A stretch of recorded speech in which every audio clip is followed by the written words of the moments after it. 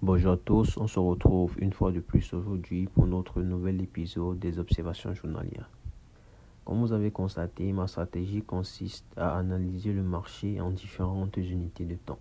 Je commence par du daily et je finis avec du M15. En daily, qu'est-ce que nous observons? On observe que le marché est venu réagir ici dans la zone de résistance, ok? Il a réagi ici dans la zone de résistance. Je vais essayer de passer en H4, puis en H1 pour voir ce que j'ai comme observation.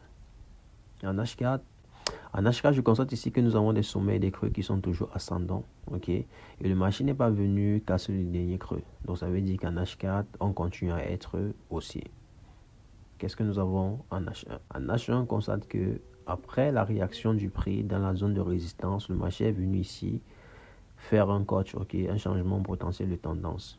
Mais à la session asiatique, il a réagi dans ce fair value gap-ci en formant un double bottom. Vous allez bien observer, vous allez voir le W. Je vais passer en M15 pour avoir d'autres observations.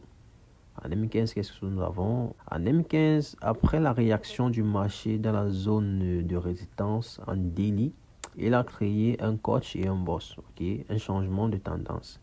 Sauf que à la session asiatique, il a créé un boss et un coach aussi, un changement potentiel de tendance parti de la zone. Rappelez-vous, en H1. En H1, nous avons eu cette zone ici, ce fair value gap avec ce double bottom. Dans M15, on se rend compte que cette zone-là, il a créé un boss et un coach. Donc, à l'aide de mon retracement de Fibonacci, ce que je vais faire, ça sera simple.